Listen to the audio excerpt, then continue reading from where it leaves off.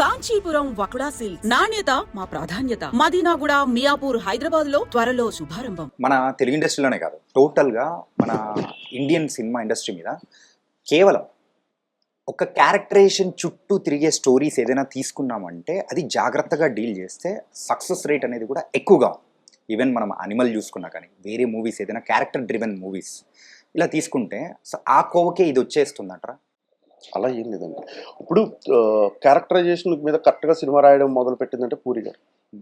Idiot cinema కావచ్చు, మనం బద్రి, అసలు అలాంటి క్యారెక్టరైజేషన్స్ మరి they are the inspiration and they are influencing always.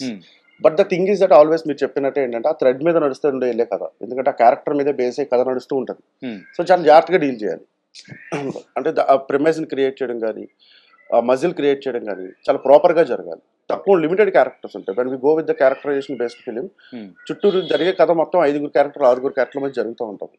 So comparison వచ్చి యానిమల్ సినిమాలో ఉంటుందా, డెఫినెట్లీ సందీప్ రెడ్డి వంగ గారు అలా ఆ కైండ్ ఆఫ్ సినిమా అయితే కాదు. అంటే అంత రస్టిక్గా అయితే కాదు చెప్తాను. అంత రస్టిక్గా అయితే కాదు. సో కాస్త పువ్వుల్ని అమ్మాయిలని అయితే కూడా బాగానే చూపించారు. లేదు, లవ్ సబ్జెక్ట్ యాక్చువల్లీ. అంటే హీరో క్యారెక్టరైజేషన్ బేస్డ్ ఆడికి యాంగర్ మేనేజ్మెంట్ ఏం లేదు బ్రో. వాడికి కోపం అనేది సిచ్యువేషన్ బట్టే వస్తుంది. ఓకే. సో ఆ సిచ్యువేషన్ వల్లే వాడికి కోపం వస్తుంది తప్పించి వాడికి యాంగర్ మేనేజ్మెంట్ ప్రాబ్లమ్స్ ఏంటో. ఓకే. అంటే ఆయన క్యారెక్టర్స్ యూనిక్ ఉంటాయి యాక్చువల్లీ. సందీప్ రెడ్డి గారు అంటే యానిమల్ వి కెనట్ ఎక్స్పెక్ట్ అనమాట, అసలు ఊహించలేదు సినిమాకి వెళ్ళే వరకు కూడా. ఓకే. సో ఇదైతే complete it's not an character driven movie అనుకోవచ్చా? It's character driven movie. వాడి క్యారెక్టర్ మీద సినిమా అంతా నడుస్తూ ఉంటుంది. Not that kind of story అంటున్నాను. ఓకే. యానిమల్ కానీ లేకపోతే అర్జున్ రెడ్డి కానీ ఆ కైండ్ ఆఫ్ స్టోరీ కాదు. అండ్ మీ యొక్క స్టోరీ కానీ అంటే యూజువల్గా చెప్తున్న విధానం, ఆ ట్రైలర్ టీజర్ దాని నుంచి ఒక్కసారి అబ్జర్వ్ చేసుకుంటే ఎందుకో కొంచెం పూరి గారి షేడ్స్ అండ్ సందీప్ గారి షేడ్స్ కొంచెం కనిపిస్తున్నాడు. So what you say? దీని గురించి మేము ఆల్రెడీ ప్రెస్ మీట్ లో కూడా గట్టిగా అడిగారు కదా. చాలా గట్టిగా అడిగారు. బేసిక్ గా ఏంటంటే ప్రెస్ మీట్ లో కూడా చెప్పొచ్చాను అదే. ఇప్పుడు సినిమా అనేది ఈ రోజు స్టార్ట్ అయింది. ఇంకా మనం రామారావు గారి దగ్గర నుంచి ఇప్పుడు వచ్చిన జూనియర్ ఎన్టీఆర్ గారి వరకు అందరినీ మనం చూసుకుంటూనే వస్తాం మన ప్రయాణంలో. కొన్ని వందల సినిమాలు చూసుంటాం మనం. సో సినిమాకి మన సందీప్ రెడ్డి వంగ గారు చెప్పినట్టు మాకు ఏ ఇన్స్టిట్యూట్ అక్కర్లేదు, ఎందుకంటే మనకి ఏ ఇన్స్టిట్యూట్ ఉండదు. మనం సినిమాలు చూసే సినిమాని చేయడం నేర్చుకున్నాం అంతే. స్క్రీన్ పే రాయడం అక్కడే నేర్చుకున్నాం. అదే మనకి రిఫరెన్స్, అదే మనకి గురువు. సో ఈ ప్రాసెస్లో పూరి గారి సినిమాలు చాలా చూసుంటాను, తర్వాత సందీప్ గారి సినిమాలు చూసుంటాను, తర్వాత త్రివిక్రమ్ గారి సినిమాలు చూసుంటాను. అంటే రీసెంట్ టైంలో చెప్తున్నాను. జంజల్ గారి దగ్గర నుంచి మొదలు పెడితే రైటింగ్ విషయంలో చాలా మందిని మనం ప్రేరణ తీసుకుంటాం. ఇది కాకుండా బుక్స్ ఉన్నాయి. పూరి గారు చదివిన ఒక చలం పుస్తకాలు అయ్యి ఉండొచ్చు. అంటే ఎగ్జాంపుల్ త్రివిక్రమ్ గారు చదివిన ఎద్దునపడి సులోచన అనే పుస్తకాలు కావచ్చు. అంటే చాలా వేల పుస్తకాలు చదివి ఉండొచ్చు. వీటిల్లోంచి మనం కూడా ఇండస్ట్రీకి వచ్చినప్పుడు మనం కూడా అదేగా చేస్తాం. సో వాళ్ళ సినిమాకి వెళ్తాం, పొద్దున్న టికెట్ కొనుక్కుని వెళ్తాం. సర్వ సత్యమూర్తి రిలీజ్ అయింది, వెళ్తాం, చూస్తాం. నాన్న గురించి ఒక విలువైన మాట చెప్పాడు, అది ఎక్కడో స్ట్రైకింగ్గా ఉంటుంది. మనం కూడా ఇలా రాయాలరా అనిపిస్తుంది. అమ్మ నాన్న తమిళమ్మకి వెళ్తాం, అక్కడ ఏదో సినిమా అదే చూసుంటాం. ఇవన్నీ ఏంటంటే వాళ్ళు they are inspiring us positively. ఎందుకంటే రైటింగ్లో ఒక స్టైల్ క్రియేట్ చేశారు, ఒక బ్రేక్ క్రియేట్ చేశారు వాళ్ళు. కానీ మీ గురించి చెప్పేటప్పుడు కూడా త్రివిక్రమ్ శ్రీనివాస్ గారు ఎంగేజ్లో ఉన్నప్పుడు సో ఎలా అయితే సో కలంతో మనందరినీ కూడా ఎంటర్టైన్ చేశారో, ఇప్పుడు విశ్వ కూడా అలా మనల్ని ఎంటర్టైన్ చేయబోతున్నాడు అని చెప్పేసి కిరణ్ గారు అంత కాన్ఫిడెంట్గా చెప్పారు. So how do you take it? టేకేం లేదు బ్రో, అది హ్యాపీనెస్ కాదు, అది బరువు, బాధ్యత పైన. ఎందుకంటే ఏమాత్రం చిన్న మిస్ఫైర్ అని వీళ్ళే ఎక్కేస్తారు అందరూ.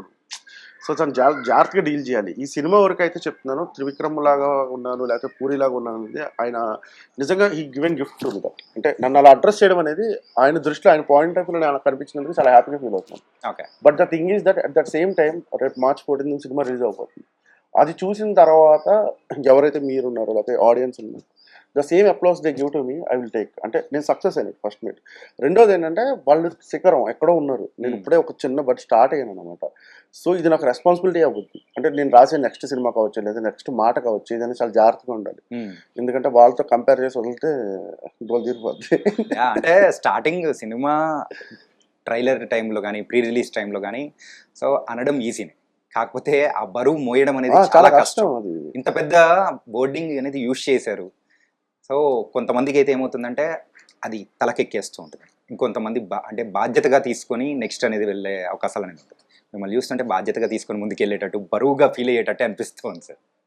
అదే బ్రో, పోలికలు అంటే ఒకేలా ఉండడం కాదు, లక్షణాలు. అదే మన Yeah. లక్షణాలు ఎలా వస్తాయి ఇప్పుడు మా ఫాదర్ పోలికి నాకు వచ్చింది లేకపోతే మా అన్నయ్య పోలికి నాకు వచ్చింది అంటే నేను బిహేవ్ చేసే బిహేవ్లో వాళ్ళు కనబడతా ఉంటే వస్తుంది right.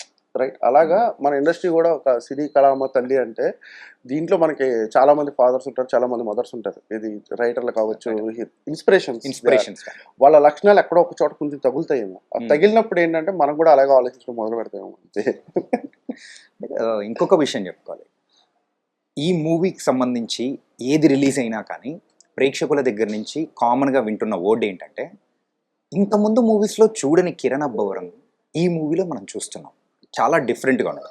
Coming to the language wise, body language wise, ఇంకా లుక్ వైజ్ కానీ ఎవ్రీథింగ్. సో ఒక కొత్త కిరణ్ అబ్బవరాన్ని చూస్తున్నామని కూడా అంటున్నారు. మరి దాని గురించి తీసుకున్న జాగ్రత్తలు ఏంటి? It's a team work bro. First of all first point ఏంటంటే నేను ఒక కథను చెప్తాను. ఎవరికి చెప్తాను? నా హీరోకి చెప్తాను ఫస్ట్. నా హీరో పాయింట్కి ఎగ్జైట్ అయ్యాడు, తర్వాత సీన్స్కి ఎగ్జైట్ అయ్యాడు, తర్వాత ద వే ఆఫ్ డైలాగ్స్కి ఎగ్జైట్ అయ్యాడు. అంటే ఆయన ఎగ్జైట్ అయిన దేనికి? నన్ను నేను కొత్తగా చూసుకోబోతున్నాను అనేది ఆయన ఎగ్జైట్మెంట్. రైట్. అంటే నేను ఒక 20% ఆయన దగ్గర నుంచి తెచ్చుకున్నాను అనుకో. ఈ 80% ఫుల్ఫిల్ చేయాల్సింది టీమ్. ఎలాగంటే ఇప్పుడు ఫర్ ఎగ్జాంపుల్ నా ప్రొడ్యూసర్ ఒప్పుకోవాలి ఫస్ట్. లేదు మేము కిరణ్తో వెంట్రో భాగ్యం అంటే ఎక్స్పెక్ట్ చేస్తున్నాం అండి అంటే సెట్ అవుతుంది. సో ఆయనకి ఏంటి, ఓకే రవి గారికి చెప్పినప్పుడు ఎగ్జైట్ అయిపోయింది. ఓకే కిరణ్ కొత్తగా చూపించడానికి దీంట్లో ఏదో ఉంది. తర్వాత ఓకే ఆయన అయిపోయాడు. తర్వాత ఒక మ్యూజిక్ డైరెక్టర్, ఒక లిరిక్ రైటర్, ఒక కాస్ట్యూమ్ డిజైనర్. ఆ కాస్ట్యూమ్ డిజైనర్ అంటే పేరు చెప్పాలి ఖచ్చితంగా, హర్ష చల్లపల్లి.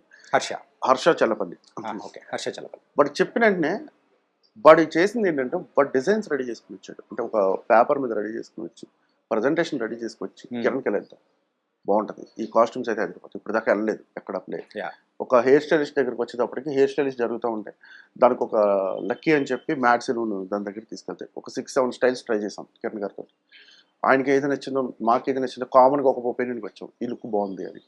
సో ఇలాగ ప్రతి ఎలిమెంట్లో కెమెరామెన్ ఎవరు మన విశ్వాస్ డానియల్ గారు ఆల్రెడీ కిరణ్ గారితో 4 సినిమాలు చేశాడు. ఇది 5th ఫిల్మ్ అయినా కానీ చాలా కొత్తగా చూపించాలంటే ఆయన ఏ పాయింట్ ఆఫ్ వ్యూలో చూస్తున్నాడు ఆయన చెప్పాడు, ఎక్స్ప్లెనేషన్ ఇచ్చాడు. లేదు సార్ ఇలా వెళ్దాం, ఈ ప్యాటర్న్లో వెళ్దాం, ఈ ప్యాటర్న్లో వెళ్తే మనకి ఒక కొత్త విజువల్ వస్తుంది ఆయన మీద. సో ఇలాగ అందరూ ఈ నాట్ 1%, ఎవ్రీ1 కూర్చుని తయారు చేసిన ప్రోడక్ట్ ఇది. So I'm very happy for that. Music director కావచ్చు, fight master Prithvi master. So Prithvi master కూడా డిజైన్ చేస్తున్నప్పుడు ఎలా కంపోజ్ చేద్దాం, కొత్తగా ట్రై చేద్దాం అంటే ఆయన అడిగాడు ఎలా చేద్దాం అంటే, సార్ పాట మీద ఫైట్ వెళ్దాం అన్నాం. పాట మీద ఫైట్ చేద్దాం అది. సో ఆ పాట మీద ఫైట్ చేసాం. అంటే లైక్ మన అలా వైకుంఠపురం మూవీలో కూడా సేమ్ లైక్ కైండ్ ఆఫ్ అంతే అదే అలాంటిది. సో వీటన్నిటికి బేస్ మేము క్రియేట్ చేసుకున్న తర్వాత లొకేషన్ పై చేయాలి, ఇప్పుడు షూట్ చేయాలి. వైజాగ్ అనుకున్నాం. వైజాగ్ అనుకున్న తర్వాత మనకు వైజాగ్లో ఏంటంటే నెంబర్ ఆఫ్ బీచెస్ కానీ నెంబర్ ఆఫ్ లొకేషన్స్ కానీ తక్కువ. వైజాగ్ మన వాళ్ళు అందరం బాగా ఎక్స్ప్లోర్ చేస్తాం. అసలు ఇప్పుడు కదా ఎప్పటి నుంచో చాలా ఎక్స్ప్లోర్ చేస్తాం. ఏ ఫ్రేమ్ పెట్టినా కానీ ఇక్కడ దొరికేస్తామనే ఉందా. సో కో డైరెక్టర్ సురేష్ గారు వచ్చారు. సురేష్ గారు వచ్చిన తర్వాత ఏంటంటే అలా వైజాగ్లో షూట్ అనుకుంటున్నాం. షెడ్యూల్ అంతా వేసిన తర్వాత అప్పుడు అర్జున్ రెడ్డి జరిగింది, దయ కూడా అయిపోయింది. దయానికి వెబ్ సిరీస్ వచ్చింది. ఆయనే దానికి కో డైరెక్టర్ అనమాట. సో ఆయన ఏం చెప్పాడంటే, కాదు ఇలాగా మ్యాంగ్లూర్కి వెళ్ళొచ్చు కదా, ఏంటి ప్రాబ్లం ఉన్నారు. మ్యాంగ్లూర్కి వెళ్తే ఏంటి అంటే 40 to 50 బీచెస్ ఉన్నాయి అక్కడ. ఓకే. తర్వాత సర్ఫింగ్ కానీ అన్ని జరుగుతున్నాయి అక్కడ. సో ఒకసారి చూసిరండి, వెళ్ళి చూసొద్దాం, వెళ్ళి మీకు నచ్చితే ఓకే, విజువల్ కొత్తగా ఉందని మీరు అనుకుంటే ఓకే, లేకపోతే మీరు అన్నట్టు వైజాగ్ వెళ్దాం. ప్రొడ్యూసర్ అంటే సరే ఒకసారి చూసిరండి, మీరు కెమెరామెన్, ఆర్ట్ డైరెక్టర్ నలుగురు వెళ్ళి చూసిరండి అంటే వెళ్ళి చూడగానే స్టన్ అయిపోయాం అసలు. అంటే మనం ఎక్కడ ఫారెన్ వెళ్దాం, అసలు ఇక్కడే తిరగడానికి బోల్డ్ ప్లేస్లు ఉంటాయి మనకి. మనం ఇండియానే ఎక్స్ప్లోర్ చేయలేదు సరిగా, మళ్ళీ మనం ఫారెన్ అనుకున్నాం. సో చూసిన తర్వాత ఫిక్స్ అయిపోయాం, ఇంకా లేదు visually will get the beauty. So ఆ విజువల్ గ్రాండియర్ అంతా రావడానికి one of the reason Suresh గారు, ద సెకండ్ ఈజ్ మన ఆర్ట్ డైరెక్టర్ సుధీర్ గారు. ఇలాగా సో మనకి అది ప్లస్ పాయింట్ ఉంది actually. Okay. And coming to the Ruksar. రుక్సార్ని మనము ప్రీవియస్ మూవీస్లో చాలా చూసాం, అమ్మాయి ఎలా ఉంటుంది, ఏం చేస్తుంది. కాకపోతే ఈ మూవీలో సో తన క్యారెక్టరైజేషన్ వైజ్ కానీ చాలా డిఫరెంట్గా ఉండబోతుంది. ఎందుకంటే టీజర్లో మీరు చూపించింది కంప్లీట్ ఏంటంటే అమ్మాయి అబ్బాయిని అవాయిడ్ చేస్తున్నట్టుగా అనిపించింది. కానీ ట్రైలర్ విషయానికి వచ్చేటప్పటికి మాత్రం అలా లేదు, అమ్మాయే అబ్బాయి చుట్టూ తిరుగుతున్నట్టు కూడా కనిపిస్తుంది. ఏంటిది వెరీ అంటే తను ఎలాంటిదంటే ఒక థియేటర్ ఆర్టిస్ట్ లాంటిది. అంటే సినిమా ఒప్పుకున్నాను, వచ్చాను, చేశాను, వెళ్ళిపోయాను, సమస్య లేదు. స్క్రిప్ట్ తనకి ఫుల్ పంపించాలి. తను ఫుల్ స్క్రిప్ట్. ఫుల్ స్క్రిప్ట్ పంపించాలి. తను ప్రిపేర్ అయిన తర్వాత తను ఫోన్ చేస్తే షెడ్యూల్ పెట్టాలి. షెడ్యూల్ పెట్టిన తర్వాత ప్రతి సీన్ ప్రిపేర్ అవుతాం. తనకి వాయిస్ నోట్స్ పంపిస్తే తెలుగుని రికార్డ్ చేసి పంపిస్తే తను ప్రిపేర్ అవుతుంది. ప్రిపేర్ అయిన తర్వాత ఎక్స్ప్రెషన్లు అన్ని ఫోన్ చేసి అడిగిన తర్వాత ఇక్కడికి వస్తుంది. ఇక్కడికి వచ్చిన తర్వాత తను ప్రాక్టీస్ చేస్తుంది. ప్రాక్టీస్ చేసిన తర్వాత సెట్లోకి వస్తుంది. అంటే తను ఏం చేస్తుందో ఆ సీన్ మీనింగ్ దగ్గర నుంచి, ఆ సీన్ సెన్స్ దగ్గర నుంచి అన్నీ తనకు కావాలి. తను వేసుకునే కాస్ట్యూమ్స్ వరకు కూడా ఆ రోజు వేసుకుంటుందంటే why this film demand this costume అని కూడా అడుగుతుంది. So she something very beautiful అంటే ఆ విషయంలో పర్ఫార్మెన్స్ విషయంలో. తర్వాత సినిమాలో చూపించడానికి 2 షేడ్స్ అంటే ఏం లేదండి. అమ్మాయి ఎందుకు వెనకాల పడింది అనేది సినిమాలో ఆబ్వియస్లీ ఇప్పుడు రివీల్ చేయకుండా పాయింట్ అది.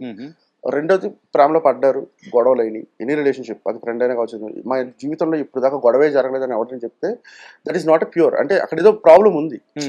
వాళ్ళు దాన్ని కవరప్ చేసుకోవడానికో లేకపోతే ఒకళ్ళ మీద ఒకళ్ళు డిపెండ్ అయిపోయి ఇది డిస్టర్బ్ అయితే ఎక్కడ మనకి వీడి దగ్గర నుంచి అవసరం పోద్దనో అని సెటిల్గా ఉంటున్నట్టు. అంటే మీరు అన్నట్టు ఏ రిలేషన్షిప్ లో అయినా అని గొడవలు పడకపోతే అది వాళ్ళిద్దరు లవ్ లో ఉన్నట్టు కాదనమాట. అంటే అక్కడ సంథింగ్ ఎల్స్ ఏదో ఉంది. అది అవసరాల కోసం బతుకుతున్నట్టు అంతే. అంటే ఆ పాయింట్ మీరు ఇందులో ఎక్స్ప్లోర్ చేయబోతున్నారా? అలా ఉండదు. జనరలైజ్డ్ గా చెప్తున్నాను. ఓకే, మనమే నమ్మం వీడు ఎందుకు నాతో గొడవ పడలేదని సాయంత్రానికి ఆ అమ్మాయి కూడా ఓడద్ది. అది మాత్రం ఉంటది. సో ఆ థాట్ లోంచి వచ్చింది. అంటే ఆ ప్రాసెస్ లోనే ఏంటంటే నెక్స్ట్ మీరు చూసిన రెండో యాంగిల్ అన్నారు కదా, వాళ్ళకి ఏదో గొడవ జరిగింది. ఆ గొడవ తర్వాత అమ్మాయి ఆ ప్రాసెస్ లో ఉందేమో. సో ఆ సిచ్యువేషన్ ఎలా ఓవర్కమ్ చేశారు వాళ్ళు, ఇది రెండో యాంగిల్ అడిగింది అంతే. ఓకే.